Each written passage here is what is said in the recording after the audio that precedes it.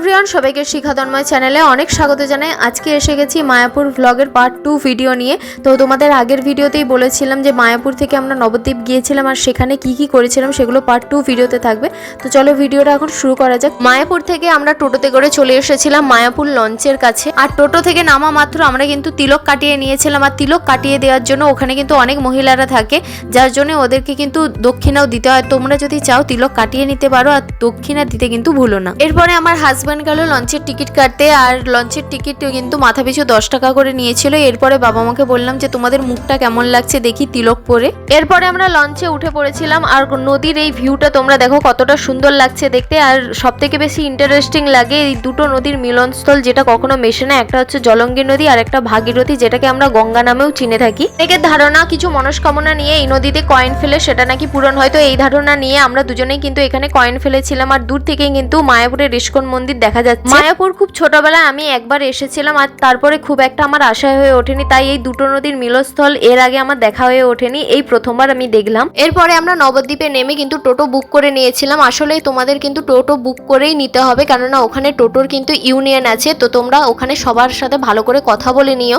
কেননা আমরা যে টোটোটা বুক করেছিলাম ওনারা বলেছিলেন যে 4 জনে আমাদের শহরের ভেতরে যদি মন্দিরগুলো দেখানো হয় তাহলে 300 কি 350 টাকা নেবে, আর যদি শহরের বাইরে আমরা মন্দির দেখতে চাই তাহলে সেটা 400 কি 450 হয়ে যাবে। তো আমরা শহরের ভেতরেই দেখতে চেয়েছিলাম, আমরা 4 জনের ছিলাম, তো আমাদের 300 350 নিয়েছে। তো তোমরা যদি 6 জন 7 জন বা 8 জন থাকো তো সেক্ষেত্রে কিন্তু ভাড়াটা হয়তো কম হয়ে যেতে পারে, সেটা তোমরা ওখানে কথা বলে নিও। টোটো থেকে নেমে আমরা ফার্স্ট যে মন্দিরটা দর্শন করেছিলাম সেটা হচ্ছে গুপ্ত বৃন্দাবন। এখানে কিন্তু মাথাপিছু 10 টাকা করে টিকিট কেটে নিতে হবে। তো চলো ভেতরে যাওয়া যাক।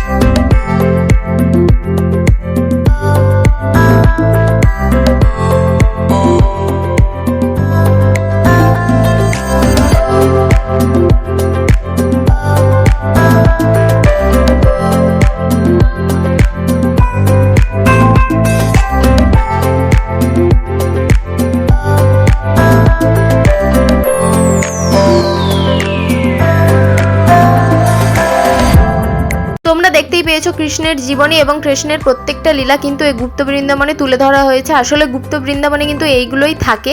আরও একটা কথা বলে রাখি, নবদ্বীপে গেলে তোমরা কিন্তু অবশ্যই খুচরো পয়সা নিয়ে যেও, কারণ প্রত্যেকটা মন্দিরের বাইরে এরকম কিন্তু দাদু ঠাকুমারা বসে থাকবে।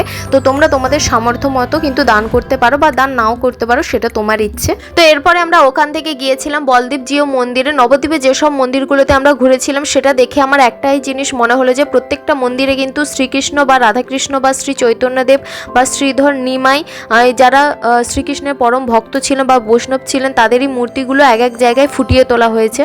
নবদ্বীপে যে জিনিসটা সব থেকে বেশি খারাপ লেগেছিল সেটা হলো কিছু কিছু মন্দিরে বিগ্রহ দর্শন করার আগেই মাথাপিছু 5 টাকা বা 10 টাকা করে দিতে হয়েছিল। এই জিনিসটা আমার খুব একটা ভালো লাগলো না, কারণ আমরা তো বিগ্রহ দর্শন করছি, সেখানে আমরা আমাদের সামর্থ্য মতো প্রণামে বক্সে অবশ্যই দান করব। কিন্তু এটা ঠিক নয় যে বিগ্রহ দর্শন করার আগেই আমাদের কাছ থেকে কোনো রকমভাবে পয়সা বা টাকা নিয়ে নেওয়া। এই জিনিসটা নিয়ে কার কি মতামত আছে আমাকে অবশ্যই কিন্তু কমেন্ট করে জানিও। এরপরে আমরা সোনার গৌরাঙ্গ দেখলাম, তারপরে লঞ্চের কাছে এসে নবদ্বীপের বিখ্যাত লাল মিষ্টি দই খেলাম। সেই ভিডিওটা আর দিলাম না। তোমরা নবদ্বীপে গেলে কিন্তু অবশ্যই মিষ্টি দই খেতে ভুলো না। এরপরে আমরা লঞ্চে করে আবার হোটেলে চলে গেছিলাম। হোটেলে এসে দুপুরে কেমন ভাবে খাওয়া দাওয়া করলাম আর সন্ধ্যাবেলা কি কি করলাম, কোথায় কোথায় ঘুরলাম, সেই সব ভিডিও পার্ট 3 তে আপলোড করব। তো আজকের ভিডিওটা এই অবধি। ভিডিওটা ভালো লাগলে লাইক কমেন্ট শেয়ার আর সাবস্ক্রাইব করে দিও, আর আমার ফেসবুক পেজটাকেও ফলো করে দিও। দেখা হচ্ছে নেক্সট ভিডিওতে। এখনের জন্য টাটা।